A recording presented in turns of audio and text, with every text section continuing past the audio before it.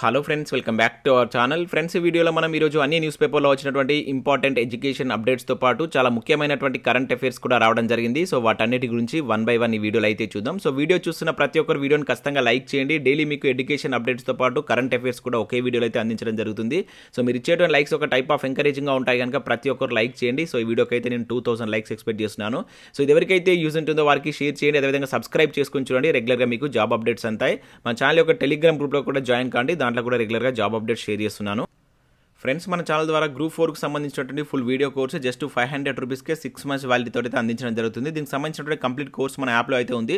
ఒకసారి app download చేసుకుని అక్కడ ఫ్రీ క్లాసెస్ ఉంటాయి. విన్న తర్వాత నచ్చితే కోర్స్ అయితే తీసుకోండి. ఇక దాంతోపాటు కరెంట్ అఫైర్స్ పీడిఎఫ్ కూడా పర్ మంత్ 20 రూపీస్ చొప్పున చెల్లించి మీరు పీడిఎఫ్స్ని పొందవచ్చు.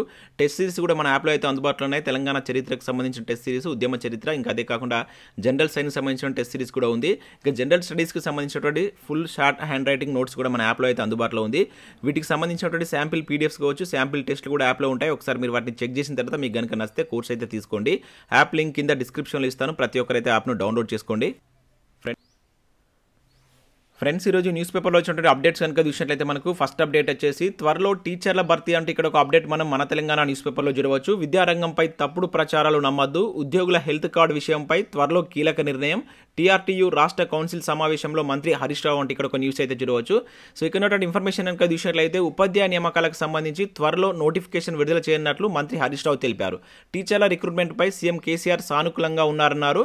త్వరలో టీచర్ల ఖాళీలు భర్తీ చేస్తామన్నట్లు ఇక్కడ మనం అయితే చూడవచ్చు. సో సిద్దిపేట జిల్లా గజ్వేల్ మహంతి ఆడిటోరియంలో నిన్న మనకు రాష్ట్ర టీఆర్టీయూ రాష్ట్ర కౌన్సిల్ సమావేశాలు అయితే జరిగాయి. దానిలో భాగంగా సో ఇటువంటి ప్రకటన అయితే చేయడం జరిగింది. దీనికి సంబంధించి మనం పలు న్యూస్ పేపర్లో కూడా ఈరోజు కొన్ని ఆర్టికల్స్ అయితే చూడవచ్చు. సో ఇక్కడ విషయం అయితే త్వరలో విద్యాశాఖలో ఖాళీల భర్తీ అంటూ మరొక న్యూస్ పేపర్లు కూడా ఇచ్చారు. బదిలీలపై సీఎం సానుకూలత, సో డీఈఓ పోస్టుల భర్తీకి క్లియరెన్స్ అని చెప్పేసి ఇక్కడ జరిగింది. సో మనకు త్వరలోనే విద్యాశాఖలో ఖాళీల భర్తీ చేస్తామని, బదిలీలు పదోన్నతుల విషయంలో సీఎం కేసీఆర్ సానుకూలంగా ఉన్నారని రాష్ట్ర ఆర్థిక వైద్య ఆరోగ్య శాఖ మంత్రి హరీష్ రావు తెలిపారంటే ఇక్కడ ఒక అప్డేట్ మనం చూడవచ్చు. సో మరొకసారి త్వరలో అనే వర్డ్ అయితే యూజ్ చేస్తారు. మరి త్వరలో అంటే మీనింగ్ ఏంటనేది కింద కామెంట్ చేయండి. సో ఇప్పటివరకు మనం ఇటువంటి త్వరలో అనే వర్డ్ ప్రతిరోజు చూస్తున్నాం. కాకపోతే వీటికి సంబంధించినటువంటి ప్రాపర్ నోటిఫికేషన్లు అయితే రావట్లేదు. సో మరి ఆ త్వరలో అనేటువంటి వర్డ్కు మీనింగ్ ఏంటనేది కింద కామెంట్ రూపంలో తెలియజేసే ప్రయత్నం చేయండి. సో నెక్స్ట్ విషయంలో అయితే ఇక్కడ శాఖలు కీలకం, ఖాళీలు అనేకమైన టైటిల్ తోటి ఈనాడు న్యూస్ పేపర్లో మరొక అప్డేట్ ఇక్కడ చూడవచ్చు.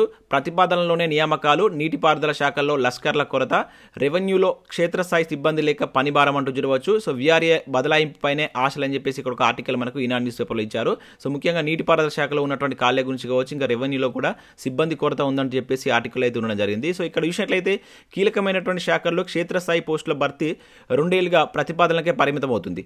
నీటిపారుదల శాఖ పరిధిలో ఎత్తిపోతల పథకాలు కావచ్చు, జలాశయ నిర్మాణాలు పూర్తవుతున్నా నీటిని ఆయకట్టకు మళ్లించేటువంటి సిబ్బంది నియామకాలు మాత్రం జరగడం లేదు. భూ సంస్కరణలు వస్తున్నా తహసీల్దార్ల కార్యక్రమాల్లో సిబ్బంది పెరగడం లేదు. 2 శాఖల్లో ఉద్యోగులపై పని ఒత్తిడి కనిపిస్తుందంటే ఇక్కడ ఇవ్వడం జరిగింది. పురపాలన కావచ్చు, పట్టణాభివృద్ధి శాఖల్లోనూ వార్డు అధికారుల పోస్టులు ఖాళీగా ఉన్నాయని చెప్పేసి ఇక్కడ ఇచ్చారు. సో గ్రామ రెవెన్యూ సహాయకులు వీఆర్ఏ ఉద్యోగ క్రమబద్ధీకరణ ప్రక్రియ చేపట్టున్న నేపథ్యంలో వారిని ఈ శాఖకు బదలాయించే అవకాశాలను ప్రభుత్వం పరిశీలిస్తుందని చెప్పేసి ఇక్కడ ఇచ్చారు. అయితే నీటిపారుదల శాఖలో మనకు టోటల్గా 4200 మంది క్షేత్రస్థాయి సిబ్బంది తక్షణ అవసరం అయితే ఉందని చెప్పేసి ఇక్కడ ఇచ్చారు. ప్రతి 5 కిలోమీటర్ల ప్రధాన కాలువ కావచ్చు, డిస్ట్రిబ్యూటరీ కలిపి ఒక లష్కర్ చొప్పున సుమారు 2000 మందిని నియమించవలసి ఉంటుంది. గేట్ల ఆపరేటర్స్ కావచ్చు, ఇంకా ఎలక్ట్రీషియన్లు కావచ్చు, ఇతర పోస్టులు పెద్ద ఎత్తున ఖాళీగా ఉన్నాయి. సో కొన్ని ప్రాజెక్టులో ఇంజనీర్లే ఆపరేటర్ల అవతారం ఎత్తున్నారు. సో రెవెన్యూ శాఖ నుంచి తొలగించిన వీఆర్ఓలో సుమారు 230 మందిని ఈ శాఖకు మళ్లించిన కార్యాలయ పోస్టులకే అప్పగించారని చెప్పేసి ఇక్కడ ఇచ్చారు. సో వీఆర్ఏల నుంచి కొందరిని లష్కర్లుగా తీసుకోవాలంటూ 6 నెలల క్రితం ప్రభుత్వానికి ప్రతిపాదనలు పంపారు. కనీసం 2000 మందిని కేటాయించాలని నీటిపారుదల శాఖ కోరుతుంది. పురపాలన కావచ్చు, పట్టణాభివృద్ధి పరిధిలో దాదాపు 1500 మంది వార్డు అధికారుల పోస్టులు ఖాళీగా ఉన్నాయంటూ కూడా ఇక్కడ జరిగింది. సో వీటిని అర్హులైనటువంటి వీఆర్ఏలతో భర్తీ చేయాలని భావిస్తున్నారంటూ కూడా ఇక్కడ ఇచ్చారు. సో ఏదైతే మనకి వీఆర్ఏల సర్దుబాటు ఉందిగా వారిని కొంతమంది నీటిపారుదల శాఖకు బదలాయించాలని చెప్పేసి దానికి సంబంధించిన అధికారులు కోరుతున్నారని చెప్పేసి ఇక్కడ ఇచ్చారు. ఇంకా అదే కాకుండా ఇక్కడ క్యాడర్ స్ట్రెంత్ పెరగని రెవెన్యూ అని చెప్పేసి కూడా ఇవ్వడం జరిగింది. సో రెవెన్యూలో కూడా చాలా ఖాళీలు ఉన్నాయి. సో వాటికి సంబంధించి కూడా ఈ వీఆర్ఏ బదిలీలో భాగంగా కొంతమంది వాటికి కేటాయించాలని చెప్పేసి ఆయా సంబంధిత శాఖలు కోరుతున్నట్లు ఇక్కడ తీయడం జరిగింది. ఇంకా మిగతా వాటిని సో నోటిఫికేషన్ల ద్వారా భర్తీ చేయాలని చెప్పేసి కోరుతున్నట్లుగా ఇక్కడ ఓవరాల్గా తీయడం జరిగింది. వార్డ్ ఆఫీసర్లకు సంబంధించి కావచ్చు, లష్కర్లకు సంబంధించి మనం గతంలో కూడా చాలాసార్లు అయితే న్యూస్ చూసాం. సో ప్రభుత్వం వీటిపై అయితే ఇప్పటివరకు ఎటువంటి నిర్ణయం అయితే తీసుకోలేదు. మరి నోటిఫికేషన్లు ఇస్తుందా, సో లేకుంటే ఈ వీఆర్ఏలతో కంప్లీట్గా భర్తీ చేస్తుందనేది ఇంకా కంప్లీట్ డీటెయిల్స్ అయితే మనకు తెలియదు. సో నెక్స్ట్ అప్డేట్ కనుక చూసినట్లయితే సంక్షోభంలో కొలులు అనే టైటిల్ తోటి ఆంధ్రజ్యోతి న్యూస్ పేపర్లో ఒక అప్డేట్ ఇక్కడ మనం చూడవచ్చు. మాంద్యం, యుద్ధం దెబ్బకు కుదేలైనటువంటి ఆర్థిక వ్యవస్థలు, వేలాదిగా ఉద్యోగులను తొలగిస్తున్న దిగ్గజ కంపెనీలు, 11,000 మందిని తీసేసిన మెటా, ట్విట్టర్లో 50% కోత అంటే ఇక్కడ చూడవచ్చు. 10,000 మందికి ఉద్వాసన పలికేందుకు అమెజాన్ రెడీ, మైక్రోసాఫ్ట్ కావచ్చు, డిస్నీ, యాపిల్ తదితర సంస్థలది అదే దారి. సో ఉద్యోగాలు కోల్పోతున్న వారిలో ఎక్కువగా భారతీయులు. H1B వీసాపై వచ్చిన కొలులు పోతే పరిస్థితి కష్టమే. 60 రోజుల్లోగా మరో ఉద్యోగం వెతుక్కోకుంటే ఇంటికే. సో భారత ఆర్థిక వ్యవస్థ పైన ఉద్వాసనల పరోక్ష ప్రభావం అని చెప్పేసి ఇక్కడ మనం ఒక అప్డేట్ అయితే చూడవచ్చు. సో ఇక్కడ చూసినట్లయితే మూలిగే నక్కపై తాడిపాటు పడ్డట్టు అసలే కోవిడ్ దెబ్బకు అతలాకుతలమవుతున్న ప్రపంచ దేశాల ఆర్థిక వ్యవస్థలపై ఉక్రెయిన్, రష్యా యుద్ధ ప్రభావం పడింది. సో కోరలు చేస్తున్నటువంటి ఆర్థిక మంద్యానికి తోడు యుద్ధం, పలు దేశాల్లో విపరీతమైనటువంటి వాతావరణ పరిస్థితులు వంటి కారణాల వల్ల సో చాలా టెక్ కంపెనీలు అంటే దిగ్గజ కంపెనీస్ కూడా ఆ కంపెనీలో పనిచేస్తున్నటువంటి ఎంప్లాయీస్ తీసివేస్తున్నారు. సో ఇది ప్రపంచ దేశాల యొక్క ఆర్థిక వ్యవస్థపై పడుతుందంటే ఇక్కడ మనకైతే ఇవ్వడం జరిగింది. సో రీసెంట్గా మనకు ఈ ఉక్రెయిన్ రష్యా వార్ కావచ్చు, అంతకుముందు ఉన్నటువంటి కోవిడ్ సంక్షోభం కావచ్చు, అండ్ కొన్ని యూరోప్ కంట్రీస్లో వాతావరణ పరిస్థితులు కూడా అనుకూలించకపోవడం వల్ల అక్కడ కరువు సంభవిస్తుంది. సో ఇవన్నీ కారణాల వల్ల సో ప్రపంచవ్యాప్తంగా చాలా దిగ్గజ కంపెనీస్ కూడా అందులో పనిచేస్తున్న ఎంప్లాయీస్ని తీసివేస్తున్నారు అంటే ఒక ప్రముఖ ఆర్టికల్ అయితే మనకి ఇక్కడ ఆంధ్రజ్యోతి న్యూస్ పేపర్లో ఇవ్వడం జరిగింది. సో నెక్స్ట్ ఇక్కడ పోలీసు ఉద్యోగాలకు సంబంధించి ఒక అప్డేట్ అయితే చూడవచ్చు. సాధన మంత్రం విజయానికి మార్గం అనే టైటిల్ తోటి సో ఈరోజు మనకు ఈనాడు కరీంనగర్ జిల్లా స్పెషల్లో ఒక అప్డేట్ అయితే ఇవ్వడం జరిగింది. జాగ్రత్తలు పాటిస్తే ఇబ్బందులు దూరం, పోలీస్ కొలులకు సిద్ధమవుతున్నటువంటి యువత అనే టైటిల్ తోటి ఇక్కడ మనకి ఇవ్వడం జరిగింది. ముఖ్యంగా మనకు ఉమ్మడి కరీంనగర్ జిల్లాలో ఎంతమంది క్వాలిఫై అయ్యారనేటువంటి డీటెయిల్స్ అయితే దీనిలో ఇచ్చారు. ఇక్కడ విషయంలో అయితే ఉమ్మడి జిల్లాలో దేహదారుణ్య పరీక్షకు అర్హత సాధించిన వారు 22,000 మంది అని చెప్పేసి ఇక్కడ చూడవచ్చు. చాలా మంది అడుగుతున్నారు ఆయా జిల్లాలకు సంబంధించి ఎంతమంది క్వాలిఫై అయ్యారనేటువంటి డీటెయిల్స్. కాకపోతే మనకి ఇప్పటివరకు TSLPR నుంచి ఎటువంటి అఫీషియల్ అప్డేట్ అయితే రాలేదు. సో ఈరోజు ఇక్కడ మనకు కరీంనగర్ ఉమ్మడి జిల్లాకు సంబంధించి అయితే ఒక అప్డేట్ అయితే చూడవచ్చు. సో దాంతోపాటుగా సో ఏ విధంగా ప్రాక్టీస్ చేయాలి, ప్రాక్టీస్ చేసేటప్పుడు ఎటువంటి జాగ్రత్త తీసుకోవాలనేటువంటి డీటెయిల్స్ కూడా మనకి ఈరోజు ఇక్కడ ఇవ్వడం జరిగింది. సో ఇంట్రెస్టెడ్ క్యాండిడేట్స్ ఎవరు ఉన్నట్లయితే కరీంనగర్ డిస్ట్రిక్ట్ స్పెషల్ చూసే ప్రయత్నం చేయండి. సో నెక్స్ట్ అప్డేట్ కనుక చూసినట్లయితే మనకి ఇక్కడ నర్సింగ్ ఆఫీసర్స్ అంటే ఇక్కడ ఒక నోటిఫికేషన్ అయితే చూడవచ్చు. పుదుచ్చేరిలోని Jawaharlal institute of post graduate medical education and research institute నుంచి 433 వేకెన్సీస్ తోటి ఒక నోటిఫికేషన్ అయితే రిలీజ్ అయింది. నర్సింగ్ ఆఫీసర్కి సంబంధించిన ఉద్యోగాలు, BSc నర్సింగ్ కంప్లీట్ చేసిన అభ్యర్థులు వీటికి అప్లై చేసుకోవచ్చు. సో దీనికి సంబంధించి మీకు చివరి తేదీ అనేది December 1st అయితే లాస్ట్ డేట్ ఉంది. ఇక్కడ ఉన్నటువంటి ఈ వెబ్సైట్కి వెళ్ళి మీరు చూసి వీటికి కనుక మీకు ఇంట్రెస్ట్ ఉంటే అప్లై చేసుకోండి. ఇంకా దాంతోపాటుగా సో రైల్వేలో కూడా 14 వేకెన్సీస్ సంబంధించి ఒక నోటిఫికేషన్ అయితే రిలీజ్ కావడం జరిగింది. ఇవి స్పోర్ట్స్ కోటాలు అయితే భర్తీ చేస్తున్నారు. సో ఇంట్రెస్టెడ్ క్యాండిడేట్స్ ఎవరు ఉన్నట్లయితే వీటికి అప్లై చేసుకున్నటువంటి ప్రయత్నం చేయండి. సో ఇవి మనకు వివిధ న్యూస్ పేపర్లో వచ్చినటువంటి important education updates. Next current affairs చూద్దాం. చాలా ఇంపార్టెంట్ కరెంట్ అఫేర్స్ అయితే రావడం జరిగింది. సో ప్రతి ఒక్కరు ఖచ్చితంగా లైక్ చేయండి. సో ప్రతిరోజు మీకు కరెంట్ అఫేర్స్ కూడా అందించడం జరుగుతుంది. సో ఫస్ట్ కరెంట్ అఫేర్ కనుక చూసినట్లయితే 26న PSLV 54 పరీక్ష అంటే ఇక్కడ చూడవచ్చు. 8 నానో ఉపగ్రహాలను పంపున్నటువంటి ఇస్రో అని చెప్పేసి ఇక్కడ ఇవ్వడం జరిగింది. చాలా ఇంపార్టెంట్ కరెంట్ అఫేర్. మనకు PSLV సిరీస్లో మరొక రాకెట్ అయితే ప్రయోగించున్నారు. సో ఇస్రో మరోసారి పరీక్షకు సిద్ధమైంది. ఈ నెల 26న ఆంధ్రప్రదేశ్లో ఉన్నటువంటి శ్రీహరికోట నుంచి PSLV 54 ప్రయోగం చేసేందుకు సన్నాహాలు చేస్తుందంటే ఇక్కడ అయితే చూడవచ్చు. సో దీని ద్వారా మనకు 8 నానో ఉపగ్రహాలను అయితే ఇస్రో అయితే పంపున్నట్లయితే ఇక్కడ ఇవ్వడం జరిగింది. సో ఇక్కడ మీరు గుర్తుంచుకోవాల్సింది ఏంటంటే సో ఈ PSLV 54 అనేది గుర్తుంచుకోండి. దీని ద్వారా 8 నానో ఉపగ్రహాలను పంపుతున్నారు అనేది చాలా ఇంపార్టెంట్. ఇంకా ఈ ప్రయోగం మనకు సక్సెస్ అయిన తర్వాత దీనికి సంబంధించిన కంప్లీట్ డీటెయిల్స్ అయితే వస్తాయి. సో ఇంతవరకు అయితే ఇది గుర్తుంచుకోండి.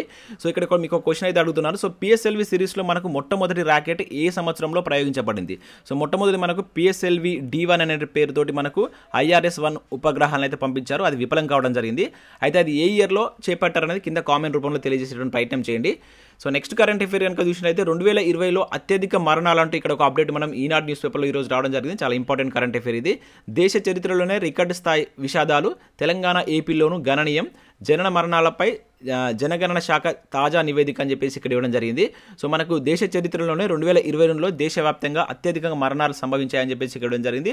సో ఇక్కడ చూసినట్లయితే దాదాపుగా 81.15 లక్షల మరణాలు నమోదయ్యాయని చెప్పేసి ఒక నివేదిక అయితే మనకి ఇక్కడ వెల్లడించారు. సో అంతకుముందు ఏడాదిలో 2019తో కనుక పోలిస్తే దాదాపుగా 4,74,000 మరణాలు అత్యధికంగా సంభవించాయని చెప్పేసి ఈ నివేదిక అయితే వెల్లడించడం జరిగింది.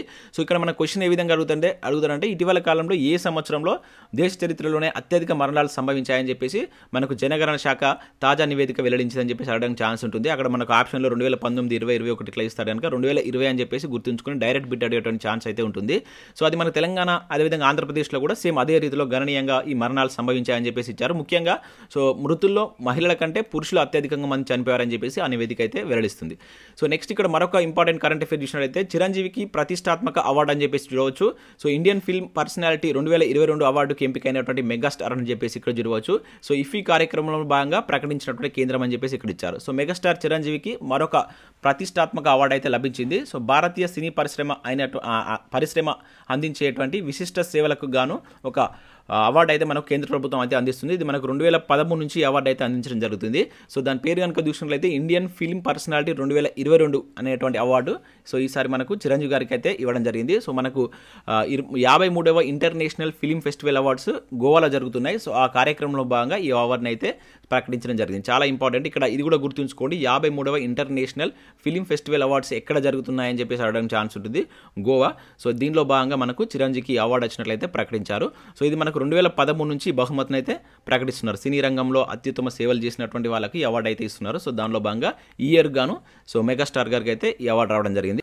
సో నెక్స్ట్ కరెంట్ అఫేర్ కనుక చూసినట్లయితే భారత్ జట్టులో తెలుగు తేజాలంటే ఇక్కడ ఒక కరెంట్ అఫేర్ మనం చూడవచ్చు. అండర్-19 జట్టులో త్రిష, శబ్నంలకు చోటు అని చెప్పేసి ఇచ్చారు. సో మనకు భారత అండర్-19 మహిళా క్రికెట్ జట్టులో మనకు తెలంగాణకు సంబంధించినటువంటి ఒకరికి, అదేవిధంగా ఆంధ్రప్రదేశ్ సంబంధించినటువంటి ఒకరికి అయితే చోటు దక్కడం జరిగింది. సో మనకి ఈ నెల 27న ముంబై వేదికగా న్యూజిలాండ్ తోటి ఒక మ్యాచ్ అయితే జరగబోతుంది. దానిలో వీళ్ళిద్దరిని ఎంపిక చేసినట్లే ఇక్కడ ఒక అప్డేట్ అయితే మనం చూడవచ్చు. ఇక్కడ పేర్లు గుర్తుంచుకోండి, ఎందుకంటే మన తెలంగాణ ఆంధ్రప్రదేశ్ సంబంధించినటువంటి పర్సన్స్ కనుక డైరెక్ట్గా అడగడానికి ఛాన్స్ ఉంటుంది. ఆ నేమ్స్ అయితే గుర్తుంచుకోండి. సో నెక్స్ట్ ఇక్కడ మరొక కరెంట్ అఫేర్ కనుక చూసినట్లయితే 7,80,000 ఏళ్ల క్రితమే అని చెప్పేసి ఇక్కడ చూడవచ్చు. తొలిసారి మానవుడు వండినటువంటి ఆహారం తిన్నట్లు ఆధారాలు ఇజ్రాయెల్లో గుర్తించినటువంటి పరిశోధకులు అని చెప్పేసి ఇక్కడ ఇచ్చారు. సో 7,80,000 సంవత్సరాల క్రితమే మానవుడు తొలిసారి వండిన పదార్థాలు తిన్నట్లుగా కొన్ని ఆధారాలు మనకు రీసెంట్గా ఇజ్రాయెల్లో పరిశోధకులు గుర్తించినట్లుగా ఒక ఆర్టికల్ ఇక్కడ రావడం జరిగింది. డైరెక్ట్గా ఎటువంటి క్వశ్చన్స్ అడుగుతారు కనుక సో ఇక్కడ కంట్రీ నేమ్ గుర్తుంచుకునే ప్రయత్నం చేయండి, ఇజ్రాయెల్ అని చెప్పేసి.